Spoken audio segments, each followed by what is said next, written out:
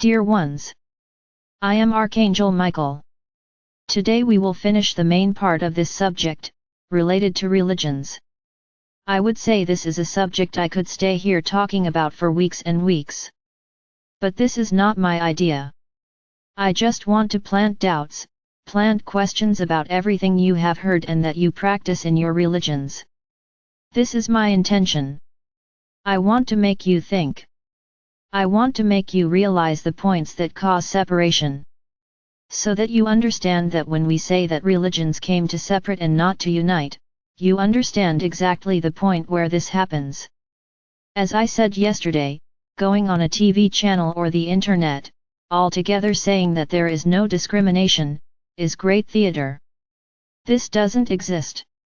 When leaving that meeting, everyone goes back to their religions and continues applying the same things they have always applied, because they don't know how to do it differently.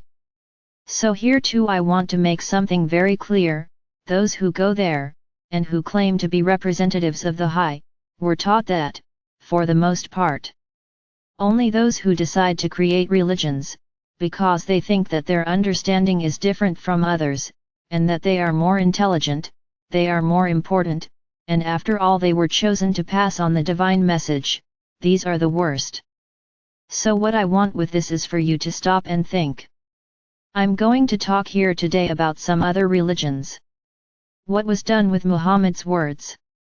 Muhammad emerged in the East, so from there, from his words, the Muslim religion emerged. And what became of Muhammad's words? A total distortion. Muhammad never treated women the way Muslims do. There was an inversion of values, where women became shelf objects, where they have to be kept in a box and no one can have their eyes there. Just the owner of that woman. So it was created that women have no rights. You are not given the right to do anything. Because they have to just be submissive and women, in the broadest sense of the word. Thus suffering all kinds of violence and mistreatment. Women who rebelled against this religion suffered the consequences, because it is unacceptable for a woman to have a voice. And then you can see that there are the orthodox, those who faithfully follow what someone described as correct. So they don't allow any little finger out of line, let alone a foot. There are already those who are more liberal, who understand that there is no need for so much imprisonment, so much submission on the part of women. But they are fought because they are going against the words of Muhammad. Allah, to whom they refer to our Father or Mother God, remains that punishing God. And yes, that God is extremely corrupt, because he thinks he has the right to kill another brother, or thousands of brothers, in the name of his belief. In the name of a belief that Allah is condemning those brothers. So Allah, instead of being a loving God, he is a judge, he condemns, he executes, he gives orders. He orders to kill all those who do not follow what they believe. Anyone who doesn't follow what they believe in is a terrorist. They do not. Extremists are not terrorists, they are the exemplary representation of those you call evil. Because no human being, with a soul of light, is capable of doing that. Each one of those terrorists is an incarnated soul, ready exactly to do what needs to be done. And at that moment when the attack is committed, an order of evil beings are there just waiting for the blood and the souls that are supposedly still wavering, which path they should follow, to co-opt them into their armies. Is this from Allah? No, it is not. The name of Allah is used improperly, to justify the evil acts that they cause. I don't need to say much here. I also cannot say here that all Muslims have the same thought. No, many revere Allah, with the heart, with love, but they continue to subjugate their women, following the same prejudices that they have always been taught. Is it right? Women don't have a place, women are animals that have to be covered up. Why can't she awaken the desire of other men, nor her own desire? But this also had a basis.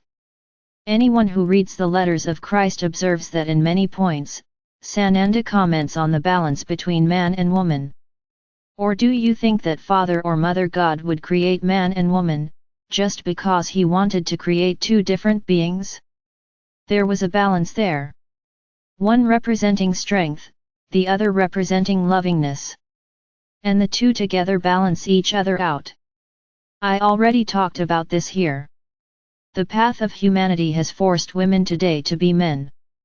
Today women are heads of families, they are the ones who provide the livelihood, something that was initially the function of man. It was always the man's responsibility to go out hunting, to go out and bring the harvest home. But women were so attacked, so diminished, so inferior, so violated, that they got tired. And there it is today, the woman, in addition to performing all the functions she has as a woman, is also the owner of her own family. She has to go to the streets to collect the proceeds to support her family. And many men just continue with what they've always done, work. They think that everything else is the woman's job, even if she also works. So realize, my brothers, that the imbalance has been going on for a long time. The inferiorization of women means eliminating the loving side.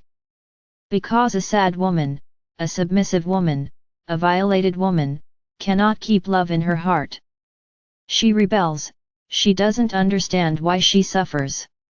And there is the world that is today, totally out of place, totally out of balance when we talk about men and women. Then the religions themselves, this was one of them, which made women inferior. Why? So that love could be fought, so that that loveliness typical of the feminine being was diminished. And then that whole third dimension process would happen more easily, because there would be almost no love, because it is not typical of being a man, have this love. I'm not saying here, my brothers, that men don't love. They love a lot, when they are balanced men, when they are men who were raised with a lot of love. Men were not created to subjugate women. Because many pass this from father to son, so they do and copy exactly what their parents did and continue to be dictators of their women. So those who were raised by women alone are often extremely loving men. Because they only received this, love. And they knew how to value the love of that woman, who was father and mother all the time in his life. And he passes it on to his wife, to his daughters, and he does not allow them to be submissive. So my brothers, I return to what I was saying. I'm not saying that man doesn't have love, he does. But the balance would not be on his part, this lovingness. Man has another function. He is the strength, the fortress, the income, for this he was created. And the woman, with her infinite wisdom, keeps the structure in balance, because she manages to keep everything in balance. It's rare for a man to keep everything in balance, because this is innate to women. It has thousands of functions, thousands of activities and can handle them all. And if she were a man to do it, she would get tangled up because they weren't made for that. So, my brothers, everything changed over time, with the aim of making women inferior, taking away their power. This power of balance, this power of love. The more love, the more light. And what happens to the negative? It becomes small, it loses its strength. Now if you take away the strength of that being that emanates light, what happens to the negative? He stands out. And there is the third dimension that you live in today. So some religions abused this right to inferiorize women, they made it extreme, which are the Islamic religions. And then you still come and tell me that the books were written by beings of light? So, let's go, let's listen to what terrorists say when they're going to kill someone. That they are promised a harem with 21 virgins when they arrive in heaven. Interesting. That soul will have thousands of dead people behind it, but it will go to heaven, and will have 21 virgins waiting for it. In other words, more submission, women became bargaining chips. And then we will have harems, in which many think it's beautiful for a man to have several women. For what? To say that he is more powerful than others or more of a dictator than others. Because he only subjugates women, nothing else. So, my brothers, each religion had a purpose. He acted in a certain way. And I'm also going to talk about another religion, which many here have already read about in the letters of Christ. Which are the Jews. Separativism to the extreme.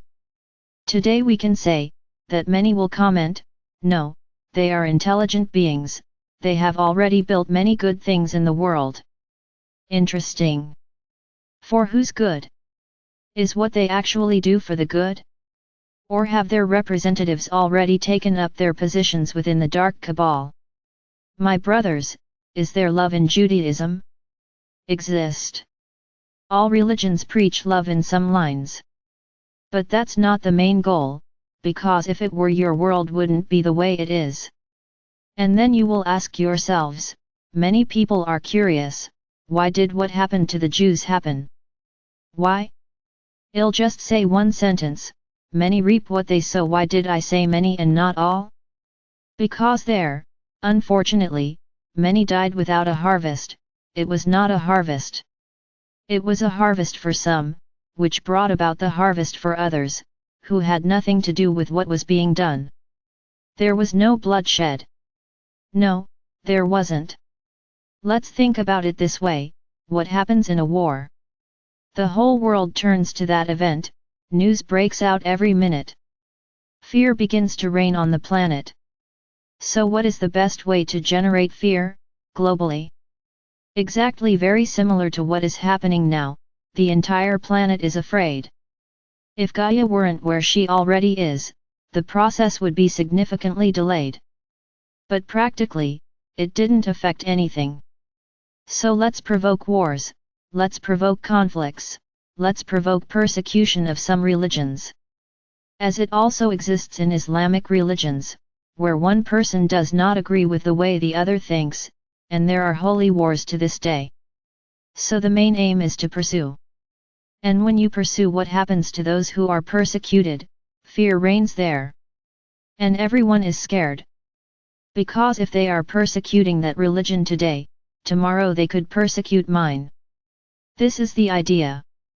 So let's create something very shocking for the world, to show everyone who is in charge here on this planet. Many wonder why we don't stop it. I will answer, what I said at the beginning of the story, harvest, harvest with what was done millennia ago. Return to the letters of Christ. Come back. Try to remake that period that had been like that for a long time. So many of those souls, already at the time of Christ, had harvests to be harvested. They silenced the voice of a being of light. Ah, but it wasn't just Jews there. No, they really weren't. But the same souls all came there. The soul has no religion. The soul returns to where it has to return to receive its harvest. Then many souls returned there, and received the harvest. We can say that many were in the wrong place, at the wrong time, and were involved in the entire process. But why would that be? My brothers, you need to understand that you see what is shown to you. You need to see that behind the veil there is a lot. What happened is a big question mark in all of your minds. Why didn't we do anything? Do we allow the killing of thousands and thousands and thousands of Jews? That suffering. Why was this allowed? So I repeat again, the soul has no religion. Those souls, the vast majority, came there to receive their harvest. It doesn't matter when. They received what they sowed, millennia ago, years ago. It doesn't matter. In the middle there were souls of light, who gave their lives to balance the process. So when I say that there were souls at the wrong time, in the wrong place, it is because these souls were not harvesting anything, they were there just for balance, because we already knew what was going to happen, but that was necessary for the harvest of those souls. And many of those who died there, and who were not harvest, were balance of light. So my brothers, before you judge, before you criticize many things, or rather, if you criticize us for allowing a lot of things, don't do it, because you don't know what's behind that there. I always say this here, and I keep repeating it, evil has never reigned on this planet, evil has never been in superiority on this planet, there has always been balance. The problem is that you only look at the negative side, the positive is dull. So you don't understand. So what about the Jews? There's not much to say. Extremely caste-forming, they cannot mix, they do not mingle. Anyone who goes out of the way is frowned upon, because they have to follow what religion says. Dominating, usurping souls. Listen carefully to what I just said, souls. I didn't say people, I said souls. Who always stay in the same place, to assert their empire. So my brothers, there are other smaller religions. It's not even worth talking about. Yes, there is another big religion, Buddhism. Also with separativism, it doesn't change. So what can I say to close this issue? When each soul incarnates, I have already explained this here, but I will remember, before incarnating, each soul chooses a location, chooses a culture, chooses the paths it will follow, the limiting beliefs it will have or not, so that it can learn its lesson. And then the soul incarnates, and theoretically it will follow the path it planned for it. So if she is an evolved soul, will she choose a religion? None, because she knows that it is not through religion that she will find her way to the high. She just believes in beings of light, believes in Father or Mother God, admires all the avatars that have ever been here, and follows her path. Very good. But then you take that shortcut. You have an extremely strict father and mother, who force this soul, who was on that free walk, to follow a certain religion. And then that child begins to be molded with so many limiting beliefs that they end up forgetting that soul path. But there will come a point, when she will remember that this was not the path she had chosen. It was freedom, because religions do not lead anyone completely to evolution. Because as long as religions exist, separation will exist, prejudice will exist, discrimination will exist. And these are not feelings of the light, they are feelings exactly to push you all away. Because if you all preached only love, what would your planet be like? You would have ascended a long time ago, because you would have already expelled those who manipulated you a long time ago. Because only love would reign. But they were very smart, they divided you, separated you. And the rules are always very clear, the other person is an enemy, because they don't follow what you believe in, so they are an enemy. And many of you still see others this way. You don't accept other people's opinions. You want your brother to always think the same as you. If he thinks differently, you don't like him. Just because he thinks differently? And then he'll talk about everything. I'm going to talk about religion, I'm going to talk about politics, I'm going to talk about football, I'm going to talk about food, I'm going to talk about tours, you fight about everything. Everything is a reason for fighting, because the other is always seen as the enemy. Not as a brother, as an enemy. This is what you were taught, this is what you learned. So there's the world you're living in. Why is prejudice so widespread in this world? Because this is the time of love, it's time to accept your brother as he is. It is time for you to look at another human outfit and see the soul, not the body, not the way he relates sexually. There is a soul there, just like yours, a divine spark just like yours. But you judge her, discriminate against her, because she doesn't do what you do, she does it differently than you. Oh no, no, she does it differently than the rules you were taught to believe. So there is an enemy, not a friendly soul. Everyone is an enemy. It's like I said, the idea here is not to judge any religion. It's just making you think about what your religions have actually taught you. Then many here will stand up and say, no, but I was taught to love God, I was taught to love Allah, I was taught to love Buddha, I have love in my heart. Very good. Do you practice this love 100%? Because saying you have love in your heart is one thing. Do you practice this love 100%? Do you look at a brother in difficulty and try to help him? Or do you think he's just another sidekick? Or more of a relaxed person who is there because he wants to be? Or you look at a poor person starving, and you shout to him, "Go work, get money to eat." Or do you look at a homosexual and shout, "Shame on you. It will be what you had to be. This is not blessed by God." Don't you do that? Don't you criticize that brother who takes another path? You don't want to see the bad guys dead. Why would it be good for you if they all died? No, is that what you say? Isn't that what you think? Have any of you, all of you, ever thought this at some point in your lives? Where is love? Where is that 100% love? Ah, I see, you were taught to love God, not your neighbor. I understood. Loving God, you all do. Love Allah, love Buddha, love Jesus Christ, you all love. But love for your brother? Ah, wait, that's another department. It's already different there. Then you want a lot from us. Really, I really want it.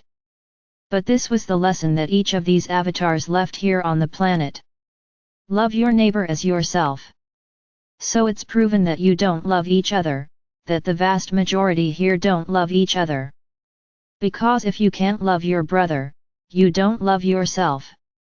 You judge him, you put him in the dock, and you are the prosecution lawyer, you are the judge, you are the jury, and he leaves there condemned. You take on all the roles. You are really very important, because you can take on all the seats in a court at the same time. And then I ask you, have you never done anything wrong? Did your soul back there never do anything wrong? And how do you stand up to judge others? So sit there in the dock, to be judged too, by other people, not by God. My brothers, we are going through a very important phase on your planet. We, beings of light, have all spoken extremely about love, non-judgment, non-separation, non-discrimination. Why? You are going to a dimension where none of this will exist. So I ask each one of you, how are you going to live there, if you still have all those feelings inside? As I would like you to stay with this question. My goal here was to show you that no religion is perfect. That you have all been taught wrong. That you were all manipulated into existing the way they always wanted. And you accepted. You were puppets of each one of those up front preaching. You were puppets. Many here did not accept this submission, they broke the link with everything. Because they understood that everything was wrong there, it was all false. Now a large majority of people here are still stuck with these beliefs. And my heart gets extremely tight when I say these things here. Because you believe in me, but you don't want to give up your religion. Because she was always good to him. She was always good to you. And even after everything I said here, you still think everything is okay. So this is what I want you to think about. And whoever comes to the conclusion that everything I said here is wrong, that I exaggerated, that none of this exists, continue in your belief. You can continue, no problem. If you continue in your belief, but don't have any of the feelings I talked about here, then I would say give it a chance. But remember, you are going against your belief because your belief does not preach this. So decide which side you're on. That's what I said yesterday, 1 foot here and 1 foot on the other side, there's no way. Or you come to the side of light and abandon all this, and believe that there is only one God and that He is pure love, and that everything you go through is the harvest of your own soul journey. If you understand this, come over here and forget everything else. You won't be missed, I assure you. Because the light will supply all your needs, no separativism, no condemnation, no judgment, no discrimination. Just love. Now if any of these feelings you still can't throw in the trash, then leave it there. Until you look at a brother and see him as a brother, you are not ready. You are pretending that you are ready. They are not. My brothers, deep trials will come ahead, where you will be able to test and effectively demonstrate unconditional love. When the beings of light present themselves here on the planet, this will be the big test. And I tell you, whoever manages to pass this test will earn a lot of points. It will give you a boost in your journey, as it will show that prejudice, judgment based on appearance, discrimination against those who are different, it no longer exists in your heart. So be ready, but really ready, don't give lip service. Be ready. I am Archangel Michael.